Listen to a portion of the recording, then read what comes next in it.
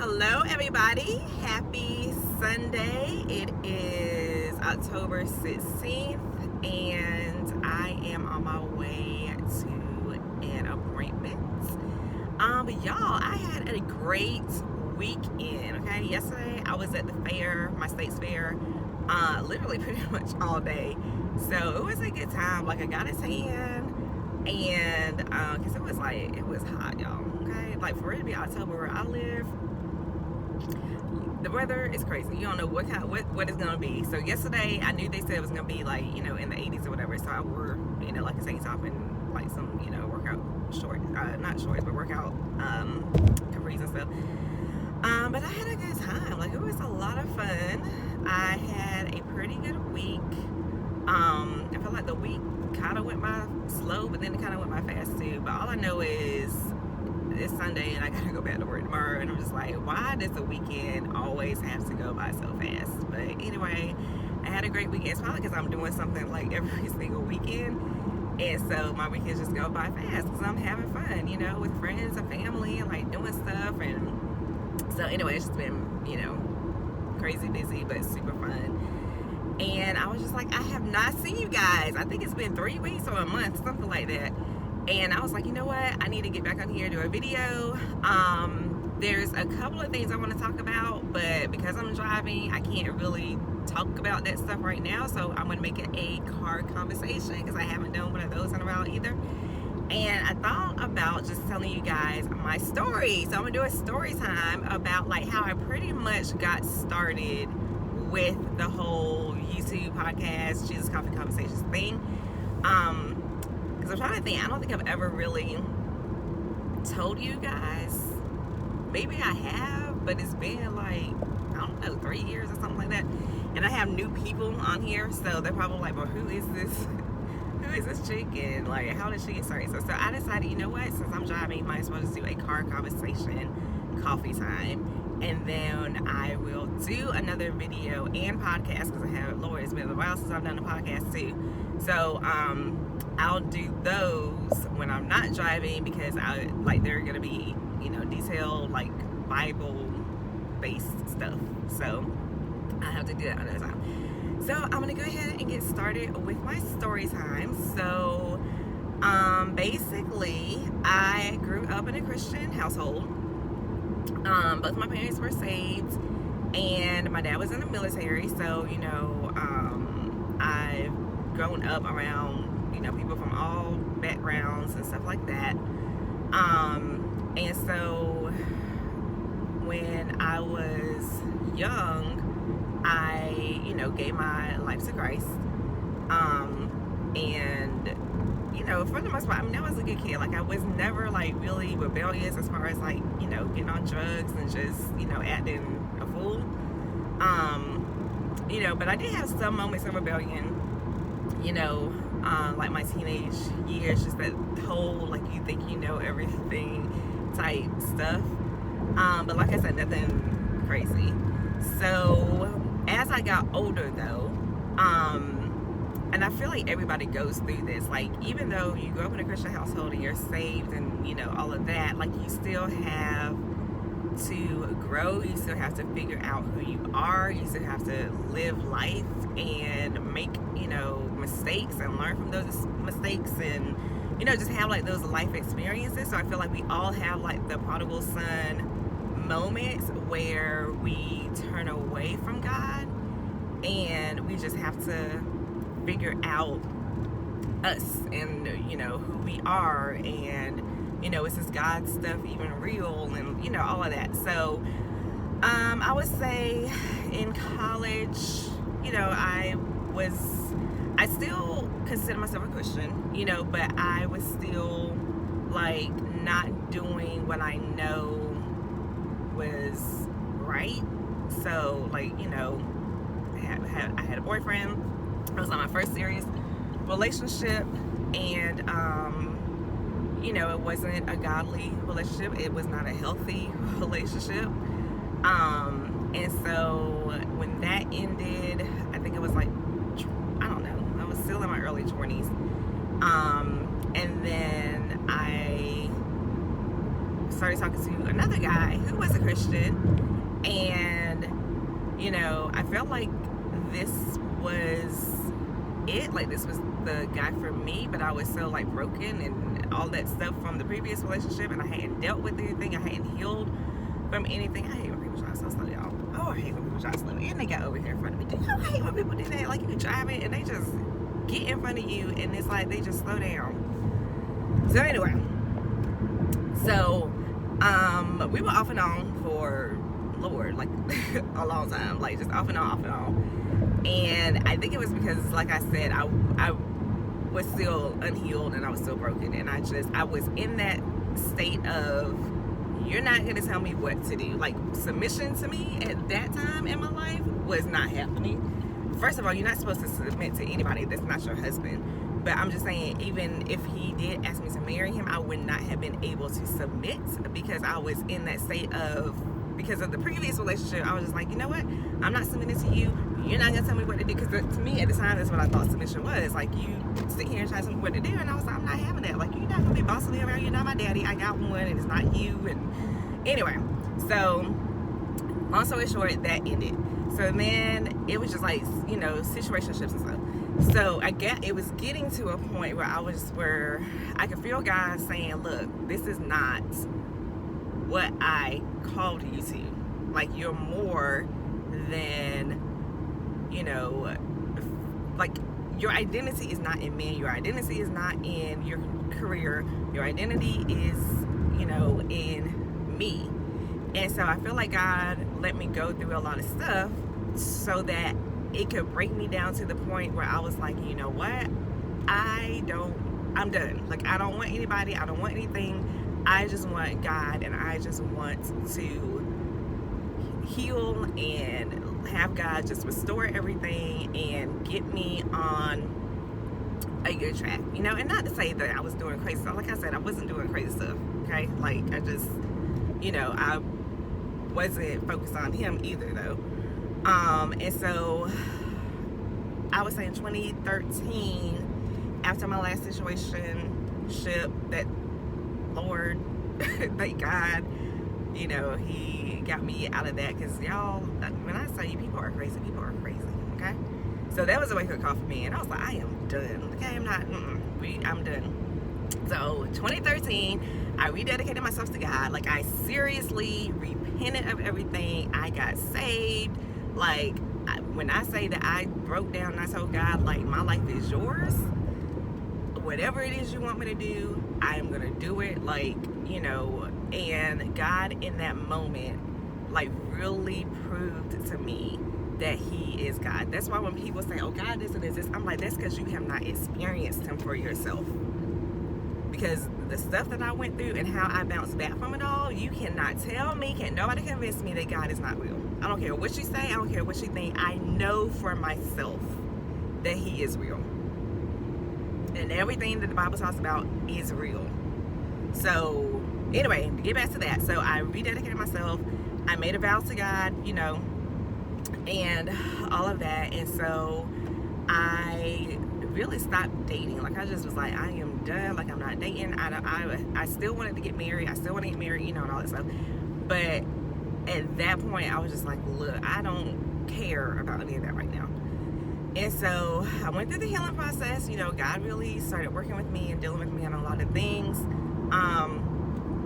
And then at that time, I was working at a bank, and I kind of felt like God was about to close the door and put me on the track that he wanted me to be on. And so, because a lot of crazy stuff started happening at work too.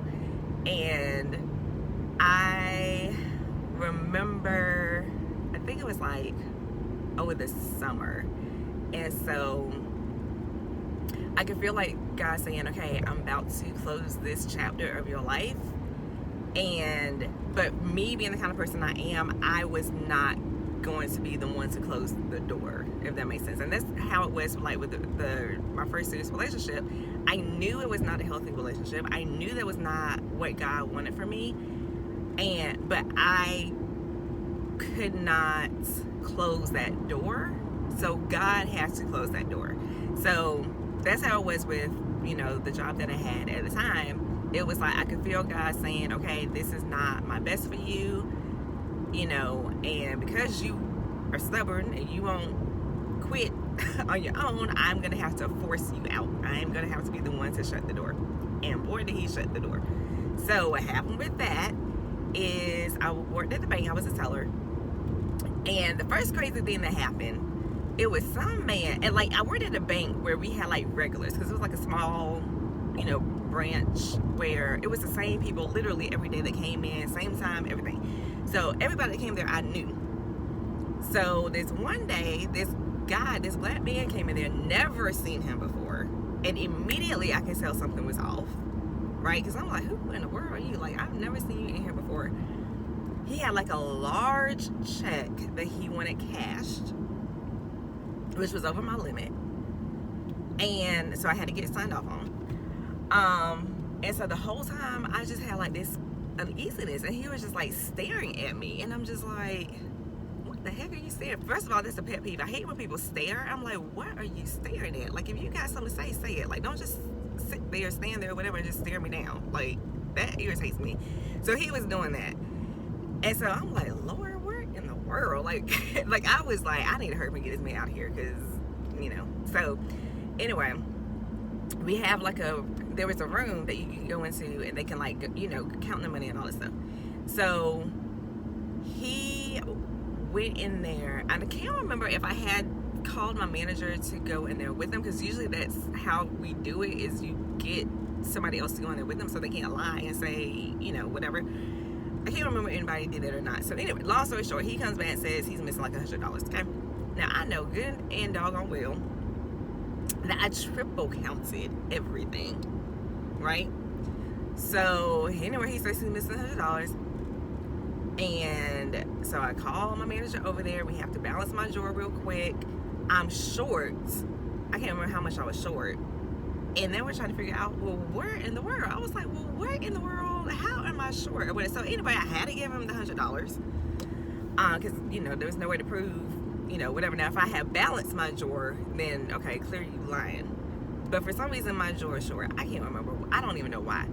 So after that incident, I think the next day I get a call from I don't even know what department you call them, but basically I guess whoever you get reported to, if they think you're stealing money or whatever. So they call me, and they're like, well, you know, somebody reported that, you know, your drawer was short X amount of dollars, and, you know, do you have any explanation? And I was like, well, I can't explain it. I was like, I know I didn't take it. First of all, whatever the amount was that was short, not worth prison. I can tell you that much. Okay? It probably was like $20. I ain't going to prison under $20. Okay? Period. So anyway, so I was like, well, I know I didn't take it. I was like, I can't tell you what happened to it, but I know that I did not take it. And I was like, because first of all, it's not worth it. Second of all, I don't got time to, I don't need to be sitting in this prison, right? So anyway, so they can't tell you, because it's anonymous, so they can't tell you, like, who reported you or anything like that. So anyway, I was like on I don't even want to call it probation, but I guess it was kind of like probation thing, where I was going to be even under more of a microscope, okay? I know who reported me, and we gonna get to that person in a minute. So go maybe a couple of months, and then the next thing that happens is this lady had never seen her before. She comes through the drive-thru, and she wants to cash a check that's made payable to a business. You cannot cash checks that are made payable to a business. So anyway, she, you know, doing all this talking to the drive-thru. I said, well, you gotta come inside and talk to the manager, okay? She comes in, she talks to the manager. I'm going on about my business. The manager comes to the counter with her and tells me to cash the check, okay? Now, when I get the check, I tell you that I saw my manager's initials on the check. Because anytime that somebody tells you to do something, even if it goes against policy, they have to sign off on it. So if anything happens, it falls back on them, not you. I could have sworn that I saw her initials on the check, okay? And my coworkers were standing there. They heard her tell me to cash this check. So I go ahead, I'm like, okay. I go ahead and cash it. A couple days later, the check comes back. So this lady had already, so basically she got double the money. She did like a mobile deposit of the check. So she scanned the check, had it deposited into her account, and then she came aside and cashed the check. So I think actually that's what got me on probation. I think that's what got me on the probation. So they are like, so I look at the image of the check. My manager's initials are nowhere on the check. Now, when I got the check, her initials were on the check. I look at the image, her initials are nowhere to be found. So then she throws me under the bus, because I tell them, I'm like, well, she told me to cash it. She throws me under the bus and said, no, I didn't. I didn't tell her that. My co-workers keeping their mouth shut, okay?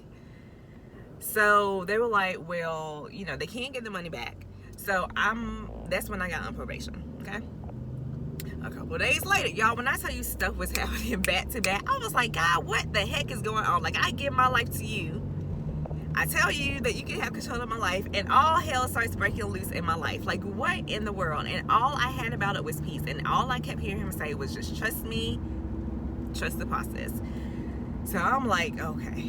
So a couple of weeks later, I'm working at a completely different branch, because, you know, they were open on Saturday. So it was my Saturday to work. So somebody comes in with this check, y'all. And she wants to cash it. And I think she was a new account holder. And I can't remember what the policy said. I think they changed the policy, and I had to get it signed off on if it was an account under a certain amount of days or something. Like, you better wait. You see me trying to get over under a certain amount. Y'all, I'm trying not to get road rage, but these people don't know how to drive, and they're messing up my story time. So anyway, long story short, I didn't get the check signed off on, because I feel like the policy literally just changed, and I had completely forgotten about it because I was so used to doing things the way that they were done before. So I cashed the check. It was like $100, I think.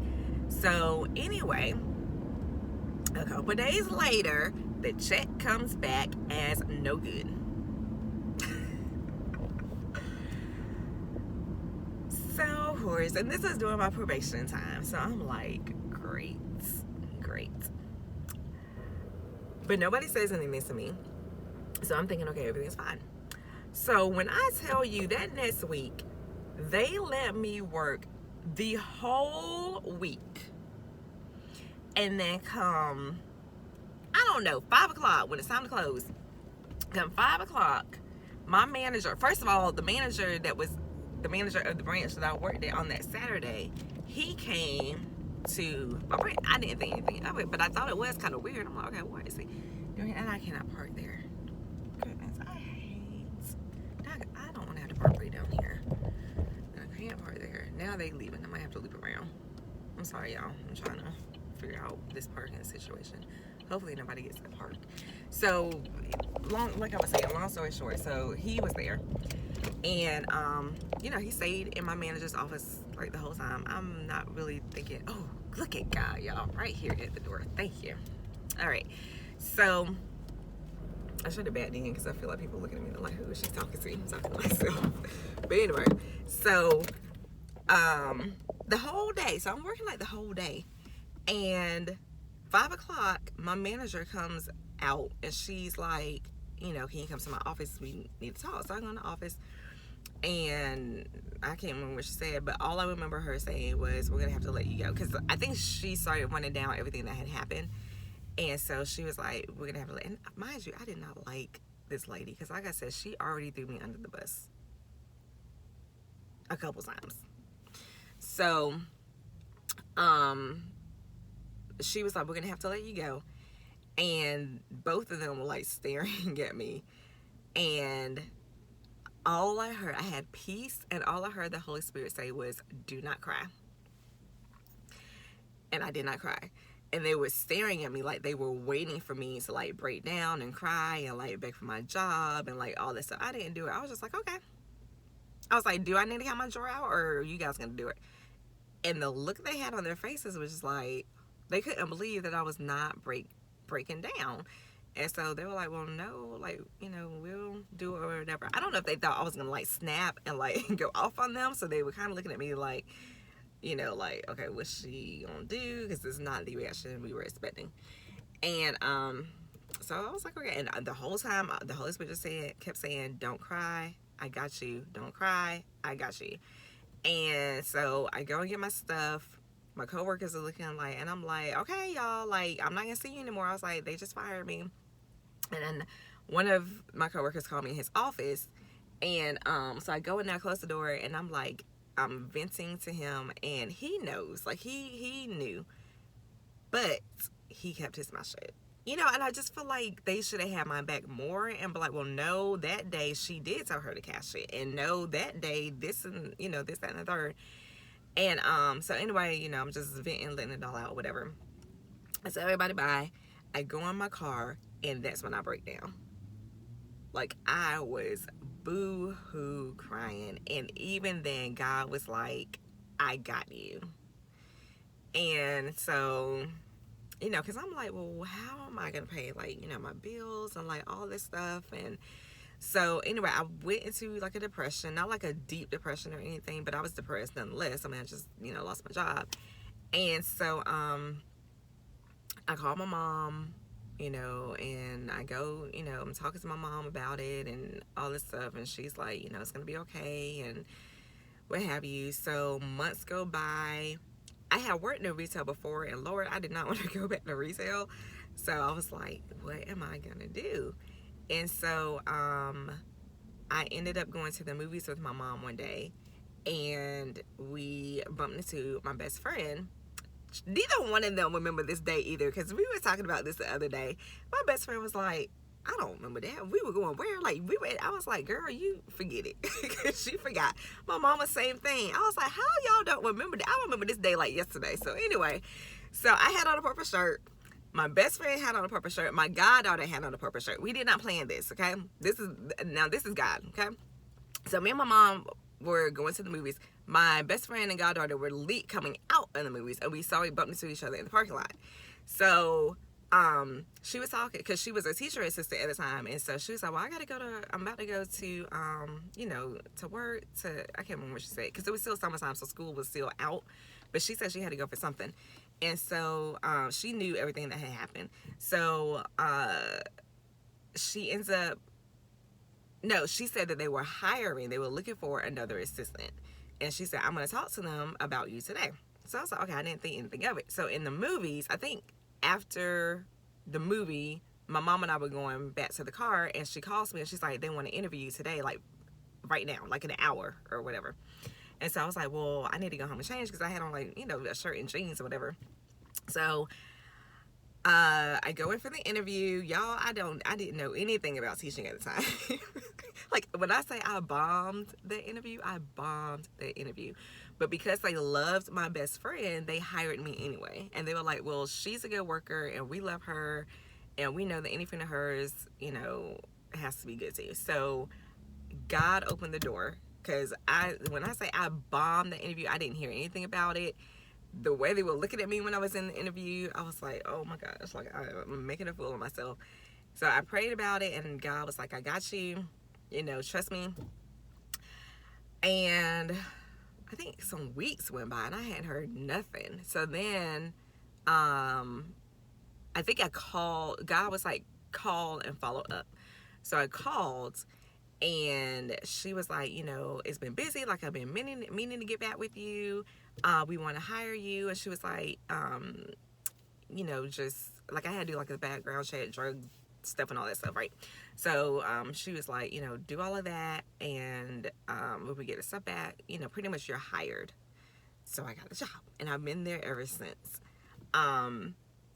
So I was like, that was nothing but God, because I knew nothing about kids. I knew nothing about teaching. Like, I come from a journalism background. I was working in the bank. I worked in retail, so I was more of the customer service side, like, so Jesus and Coffee Conversations got started. And gosh, I don't even remember. I think I've been doing it 3 years. 120. No, it's been longer than that. I don't know when I started. I gotta go back and look at my YouTube. I don't remember when it started, but I do remember that I had a tugging to start a YouTube channel, And I think I mentioned this before, which is like the complete opposite of me, because I'm an introvert extrovert. Sometimes I'm very introverted, I'm very quiet, like, I have no problem like being alone, like none of that. And then there are moments where I'm very extroverted, I'm talkative, like, I'm having conversations, and I'm interested in meeting people and like all those. So I have my moments, depends on the day. But talking in front of a camera like I'm doing right now, in front of millions of people, I don't know you, that just was not me. So that's how I know it was God. Because I'm like, I know I won't sit here think about nobody's YouTube. And I know the devil won't gonna have me come on here to talk to y'all about God. So it had to be God. So I just had like this tugging, like I said, to start it. And so I was in church one morning, and I was just like, all I kept hearing was YouTube, start YouTube, start YouTube, start YouTube. So, and I'm like, I talk to God out loud, like I'm talking to you now. I know people, like when I'm driving and stuff, I'm just talking. Paul was like, who is she talking to? Right? But I'm talking to God. So I had to catch myself, because I was like, I'm in church, I can't just start out talking. So in my head, I'm like whispering, I'm like, Lord, like, what am I going to call the channel? If I start a YouTube channel, like, what am I supposed to call it? Like, so then it was like, I started writing down. I was like, coffee. And then I was like, Jesus. And I was like, well, I love Jesus and I love coffee. And then he was like, Jesus and Coffee Conversations is what you're going to call it. And Jesus and Coffee Conversations was born. And even then, I didn't like immediately like take off with it. Like, I wrestled with it for a couple of weeks, because I was just like, I don't know how to get on here and talk to people and all this stuff. So I did it, and here I am. And I remember telling God, like, whatever it is you want me to say, I'll say it. Like, give me the fire, give me the bonus. Like, I will say it, I will do it. I kind of lost that fire for a little bit within the last year, just because, some personal stuff. People who are close to me know exactly what I'm talking about. But it's back. It's coming back. And I feel like we all go through those moments too, where we're on fire and we're doing things for God, and then life happens, and it's just like you kind of get off track a little bit, especially when you're waiting on stuff that God promised you. It's like, God, like, where is the stuff that you promised? Like, why am I going through so much? Why am I meeting all these counterfeits? Why am I, losing this and losing that? And I feel like people think that when you get saved, your life is just going to be easy. That is the opposite. When I got saved, y'all, when I say all hell broke loose, all hell broke loose. So it's not you get saved and, oh, it's going to be rainbows and sunshine and all this stuff, and I'm not going to have any more problems. And your problems are just getting started. And I feel like a lot of baby Christians don't realize that. And that's why a lot of them backslide and go back to the world, because they're like, well, I had it easier when I was living for the devil. But when all hell starts breaking loose in your life, for me, I've learned that's because God is about to elevate me and promote me. So whenever stuff starts happening and I'm like, I don't know why this is happening, things are out of my control, that's when God is like, he gives me that peace, and he's like, you have to trust me. Promotion is coming, but you have to go through the things, because you don't want to get the promotion and then you lose it because you weren't built up for it, right? Every level is a new devil. So anyway, so I started the YouTube channel. My podcast didn't come until I think 2 years ago, because I was like, well, I was feeling like I need to expand it, and so God was like, well, now you're gonna start with a podcast. And I feel like more stuff is coming, which I'm really excited about. But y'all, I'm at my appointment. I need to go because I got to check in and all that stuff. So I enjoy this story time.